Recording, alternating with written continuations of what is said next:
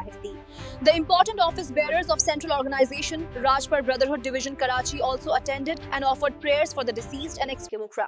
In Ráجپر Mohalla, Ayoub Goth, New Karachi, the ceremony for the Teji ki dua of the deceased mother of Shahbaz Ali Ráجپر, Hafiz Shahnawaz Ráجپر, Dr. Ahmad Nawaz Ráجپر, wife of Mir Muhammad Ráجپر. The ceremony of Teji ki dua was held at noon 2 baje.